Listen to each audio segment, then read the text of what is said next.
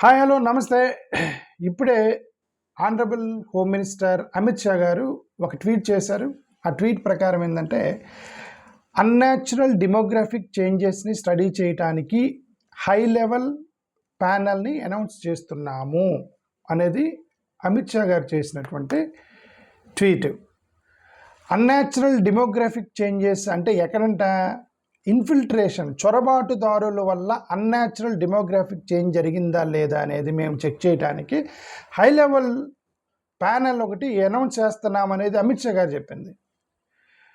For example, మీ కాలనీలోకి దొంగలు వచ్చారనుకోండి, దొంగలు వస్తే మీరు ఏం చెక్ చేస్తారు? వీడు మన కాలనీ ఎవడా కాదా అని చెక్ చేస్తారు. కానీ మీరు ఎలా చెక్ చేస్తారు? మొత్తం లైన్లో నిలబడండి, వీళ్ళలో ఎంతమంది హిందువులు ఉన్నారు, ఎంతమంది క్రిస్టియన్స్ ఉన్నారు, ఎంతమంది ముస్లిమ్స్ ఉన్నారు, అందరూ సమానంగా ఉన్నారా లేదా, అంతా బ్యాలెన్స్డ్గా ఉన్నారా లేదా అని చెక్ చేస్తారా దొంగను పట్టుకోవడానికి? ఎవరో మీ కాలనీలోకి దొంగతనంగా వచ్చారు. గతంలో ఒక 200 మంది ఉన్న కాలనీ, దాంట్లో ఒక 50 మంది క్రిస్టియన్లు, 50 మంది హిందువులు, 50 మంది ముస్లింలు, 50 మంది బుద్ధిస్టులు ఉన్నారనుకుందాం. ఈక్వల్గా ఉన్నారు, ఒక కాలనీ ఉన్నారు, అందరు కలిసి 200 మంది ఉన్నారు, ఈక్వల్గా బ్యాలెన్స్ ఉంది మతాల పరంగా. ఒక 40 మంది దొంగలు వచ్చారు. 10 మంది క్రిస్టియన్స్, 10 మంది హిందువులు, 10 మంది ముస్లిమ్స్, 10 మంది బుద్ధిస్టులు వచ్చి జ్వరపడ్డారు, ఇంట్రూడర్స్. ఇప్పుడు అక్కడ సెక్యూరిటీ గార్డు దొంగలను పట్టుకోవడానికి అందరూ లైన్లో నిలబడి అందరూ సమానంగా ఉన్నారా లేదా? ఓకే, ఇక్కడ 60 మంది ఉన్నారు, ఇక్కడ 60 మంది ఉన్నారు, ఇక్కడ 60 మంది ఉన్నారు, ఇక్కడ 60 మంది ఉన్నారు. ఎందుకు 50 50 50 10 మంది యాడ్ అయ్యారు దొంగలు.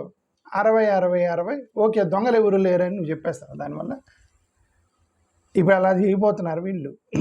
అమిత్ షా గారు ఇచ్చినటువంటి హై లెవెల్ ప్యానల్ యొక్క స్టడీ ఏంటంటే డెమోగ్రాఫిక్ చేంజ్ ఉందా, అన్యాచురల్ డెమోగ్రాఫిక్ చేంజ్ ఉందా లేదా అని స్టడీ చేస్తారు. అది కాదు కదా స్టడీ చేయాల్సింది. అన్యాచురల్ స్టడీ అంటే మరి హిందువులు తక్కువ మంది, ముస్లిమ్స్ బాగా ఎక్కువ మంది ఉన్నారా లేదా స్టడీ చేస్తారట. ముస్లిమ్స్ తక్కువ మంది ఉండి హిందువులు బాగున్నారా లేదని స్టడీ చేస్తారట. ఇవన్నీ కూడా ఇది కాదు కదా. ఇన్ఫిల్ట్రేటర్స్ని పట్టుకోవడానికి మీరు ఏం స్టడీ చేయాలి? నువ్వు ఇదే ఊరు, మీది ఎక్కడున్నారు, వీసా ఉందా లేదా, పాస్పోర్ట్ ఉందా లేదా, నువ్వు దొంగవా, మంచోడివా, మనోడేనా, మా నాన్న ఎక్కడ ఉంటాడు, అమ్మ, ఇది కదా స్టడీ చేయాలి. అది స్టడీ చేసి మీరు ఇంకేం స్టడీ చేయాలి? ఈ దొంగలు మన భారతదేశంలోకి రావటం వల్ల ఆడెవడైనా సరే, హిందూ కానీ, క్రిస్టియన్ కానీ, ముస్లిం కానీ, బుద్ధిస్ట్ కానీ, సిక్ కానీ, జైన్ కానీ, ఎవడైనా సరే భారతీయుడు కానివాడు భారతీయుడు కాదు, ఎవరైనా సరే భారతీయుడే కాదు. అవుతుంది కదా. ఈ దేశంలో అంటే ఈ నెరేషన్ ఎలా మారిందంటే ఈ మధ్య ఇండియన్ ముస్లిమ్స్ని అన్నం పెట్టకుండా బంగ్లాదేశ్ హిందువులకు భోజనం పెడదామని ప్రచారం చేస్తున్నారు. ఇవి ఎంతగా జరుగుతుంది? ఇండియన్ ముస్లిమ్స్కి అన్నం పెట్టొద్దు, ఇండియన్ క్రిస్టియన్స్కి అన్నం పెట్టొద్దు, బంగ్లాదేశ్ పాకిస్తాన్లో ఉన్నటువంటి హిందువుల మొత్తానికి భోజనం పెడదాం అనేటువంటి నెరేషన్లోకి వెళ్ళారు. వీళ్ళు ఎలా వెళ్ళారో మనకు తెలియదు. ఓకే, సో ఇది కాబట్టి వీళ్ళు డెమోగ్రఫిక్ చేంజ్ అని స్టడీ చేస్తారు. అది కాదు స్టడీ చేయాల్సింది. ఏం చేయాలి? బంగ్లాదేశ్ పాకిస్తాన్ నుంచి లోపలికి వచ్చిన వాడు ఎవడైనా హిందూ అయినా, క్రిస్టియన్, ముస్లిం అయినా, జైన్ అయినా, పార్సీ అయినా, ఎవరైనా సరే వాడు విదేశీయుడు. ఆ విదేశీయుడు మన దేశానికి వచ్చినప్పుడు మన దేశంలో ఉన్న హిందువులు, ముస్లింలు, క్రిస్టియన్స్, జైన్, పార్సీ ఉద్యోగాలు తీసుకుంటారు. ఎందుకంటే వీళ్ళు సిటిజన్స్ ఆఫ్ ఇండియా, వీళ్ళు ఉద్యోగాలు తీసుకుంటారు. మీరేం స్టడీ చేయాలి?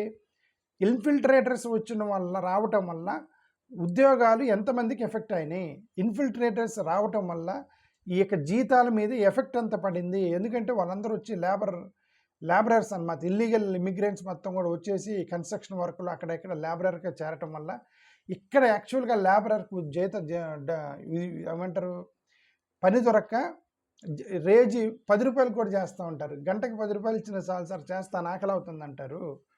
సో ది వేజెస్ మీద ఎఫెక్ట్ ఎంత పడింది, వెల్ఫేర్ లీకేజ్ జరుగుతూ ఉంటుంది, ఫేక్ డాక్యుమెంట్లు అవన్నీ పెట్టేసి స్కీములు తీసుకుంటూ ఉంటారు, హౌసింగ్ ల్యాండ్ కాంపిటీషన్ పెరిగిపోయింది, స్కూల్స్ ఫుల్ అయిపోతాయి. ఎందుకంటే ఇన్ఫిల్ట్రేటర్ వస్తాడు, వాడు కూడా స్కూల్లో జాయిన్ అవుతారు పిల్లలు. ఇన్ఫిల్ట్రేటర్స్ వల్ల స్కూల్ ఫుల్ అయిపోతాయి, హాస్పిటల్స్ బర్డెన్ అయిపోతాయి, వాటర్ రోల్ మ్యానిపులేషన్ జరిగిపోయింది, ఫోర్జ్డ్ డాక్యుమెంట్స్ పెడతారు. సో ఇవన్నీ కూడా క్రైమ్ పెరిగేటువంటి అవకాశం కూడా ఉంది. సో ఇదంతా కూడా దేనికి ప్యాటర్ను? విదేశీయుడు ఎవడన్నా మన భారతదేశానికి చొరబడితే ఇది జరిగేది. ఇదంతా ఇది కదా మనం స్టడీ చేయాలి. ఇది స్టడీ చేయకుండా ఒక హై లెవెల్ ప్యానెల్ వేశారట. ఏమని? ఇన్ఫిల్ట్రేటర్స్ భారతదేశంలోకి రావటం వల్ల హిందూ ముస్లిం జనాభాలో తేడా వచ్చిందా లేదా, అదే డెమోగ్రాఫిక్ బ్యాలెన్స్, డెమోగ్రాఫిక్ చేంజెస్ అంటే అదే కదా. జనరల్లీ డెమోగ్రాఫిక్ చేంజెస్ చెక్ చేస్తారు, హిందూ ముస్లిం చెక్ చేస్తారు, ఆడామగా చెక్ చేస్తారు. డెమోగ్రాఫిక్ అంటే అది ఆడామగా ఎంతమంది చెక్ చేస్తారు, అర్బన్ రూరల్ చెక్ చేస్తారు. అదంతా ఎందుకంటే వాళ్ళ వల్ల ఉద్యోగాలు వెళ్ళిపోయినాయి. ఈ భారతదేశ సిటిజన్స్కి ఎంతమందికి నష్టం వచ్చింది, ఉద్యోగాలు ఎంతమందికి పోయినాయి, ఎంతమందికి జీతాలు దెబ్బతిన్నింది, ఎంతమంది స్కీమ్స్ మనకి డబ్బుల్ని లూటింగ్ చేశారు, ఇది కదా స్టడీ చేయాలి. సో ఈ డెమోగ్రాఫిక్ అనేది మేబీ పొలిటిసైజ్ చేయడానికి, ఇది రాజకీయంగా ముస్లిమ్స్ ఎక్కడ ఎక్కువ మంది ఉన్నారో తెలుసుకోవడానికి ఇది ఒక ప్లాన్డ్గా ఉన్నారు అనేటువంటి ఆరోపణలు కూడా ఉన్నాయి.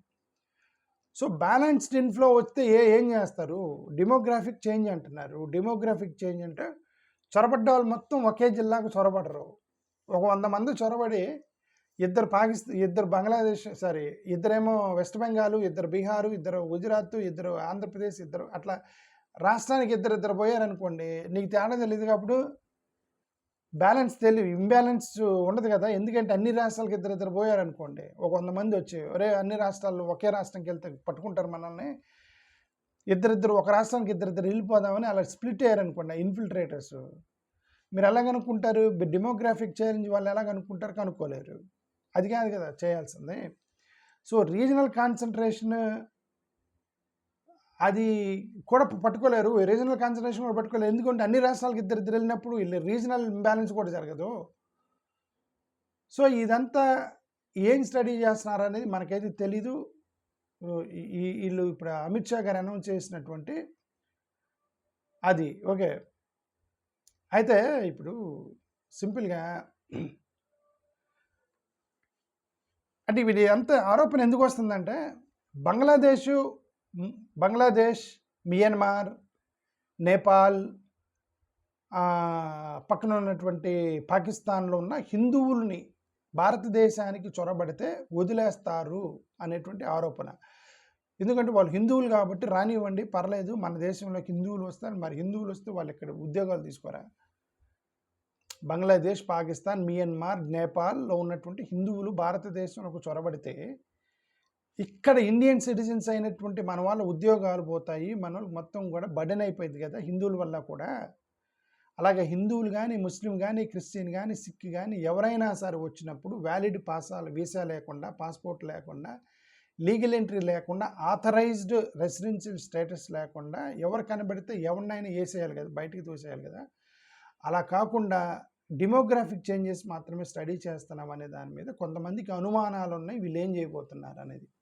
అది ఓకే. ఎందుకు ఇప్పుడు మీరు అనొచ్చు, అదేంటి మనకి హిందువులు వస్తే మనది హిందూ దేశం కాదు కదా, మనం ఎందుకు వస్తే ప్రాబ్లం ఏంటి, రానియాలి హిందువులు అని ఆర్గ్యుమెంట్ చేసేవాళ్ళు ఉన్నారు. ఇప్పుడు ఇండియన్ క్రిస్టియన్స్ ఉన్నారు, క్రిస్టియన్ కంట్రీ ఏదైనా అమెరికా రానిస్తాడా, ఇంగ్లాండ్కి రానిస్తారా? క్రిస్టియన్ కంట్రీస్లోకి నేను క్రిస్టియన్ అండి, నేను రోజు బైబిల్ చదువుతాను, ప్రార్థన చేస్తాను, కాబట్టి నాకు పాస్పోర్ట్ అవసరం లేదు, నీవు వచ్చి నీ దేశంలో ఉంటానంటే వండేస్తాడు వాడు, ఎత్తి బయటపడేస్తాడు. హిందువుని ఎలా బయటపడేస్తాడో క్రిస్టియన్ కూడా అలానే బయటపడేస్తాడు క్రిస్టియన్ కంట్రీస్లో. ఎందుకు, నువ్వు క్రిస్టియన్ అయినా సరే మనం ఆ దేశం కాదు, మన భారతదేశం, మన దేశంలోనే మనోళ్ళు క్రిస్టియన్స్ ఉండాలి. అలాగే ముస్లిమ్స్ కూడా, ఇండియన్ ముస్లిమ్స్ వాడు నేను ఇల్లీగల్గా పాకిస్తాన్ వెళ్తాను, బంగ్లాదేశ్ వెళ్తాను రానియరు కదా వాళ్ళు. ఇక్కడ ఇండియన్ ముస్లిం పాకిస్తాన్ వెళ్ళాలన్నా సరే వీసా ఇమిగ్రేషన్ ప్రాసెస్ మీదే వెళ్ళాలి కదా. సో పాకిస్తాన్ కూడా రానిడు కదా ముస్లింని. మనోళ్ళు ఈ ఆర్గ్యుమెంట్ ఎందుకు పట్టుకొచ్చారు, మన రీసెంట్గా ఈ వీసా ఏమంటారు ఎన్ఆర్సీలో కూడా, ఎన్ఆర్సీలో అదే కదా పెద్ద ప్రాబ్లం వచ్చేసింది, అదే కదా సిటిజన్షిప్ అమెండ్మెంట్ దగ్గర ప్రాబ్లం వచ్చింది. ఏంటంటే ముస్లిమ్స్ తప్ప మిగతా వాళ్ళు మొత్తాన్ని అలౌ చేస్తాం, ఇంక్లూడింగ్ క్రిస్టియన్స్ మొత్తాన్ని అలౌ చేస్తామన్నారు. ఆ ముస్లిమ్స్ ఎందుకు అని అంటే వాళ్ళు చెప్పిన రీజన్ ఏంటంటే వాళ్ళు కమ్యూనల్ గొడవలు లేపుతారు, ముస్లిమ్స్ వస్తే వాళ్ళ దేశాల్లో వీళ్ళని మైనారిటీస్ని హింసించారు అని చెబుతున్నారు. ఓకే, సో అది యాక్చువల్గా జరుగుతుంది. సరే ఎనీవే, టెక్నికల్గా కాన్స్టిట్యూషనల్గా అయితే దీస్ ఆర్ ఆల్ అది జరగట్లేదని మనం చెప్పలేము. ఎందుకంటే ఇప్పుడు ఇస్లామిక్ కంట్రీస్లో హిందువుల్ని హెరాస్ చేయటం, క్రిస్టియన్స్ని హెరాస్ చేయటం ఇస్లామిక్ కంట్రీలో జరుగుతాయి. క్రిస్టియన్స్ని కూడా టార్చర్ పెట్టి చంపేస్తారు. ఓకే, సో అవి జరుగుతాయి కదా అని చెప్పేసి న్యూట్రాలిటీ అనేటువంటి మొత్తాన్ని ఒక గాడిలో పెట్టలేము కదా. ఎందుకంటే మొత్తాన్ని గాడిలో పెట్టలేము. ముస్లిమ్స్లో కూడా హ్యుమానిటేరియన్ గ్రౌండ్స్ మీద ముస్లిం ఉంటారు. సో అబ్దుల్ కలాం గారు ముస్లిమే కదా, అబ్దుల్ కలాం గారు ముస్లిం కదా, మన భారత రాష్ట్రపతిని చేశాం కదా మనం, ఆయన ముస్లిమే కదా. ఓకే. సో ఇలా చాలామంది ముస్లిమ్స్ మా దేశానికి సేవ చేసిన వాళ్ళు ఉన్నారు కదా. క్రికెటర్స్ ఎంతమంది ఉన్నారు ముస్లిమ్స్? ఎవరెవరు?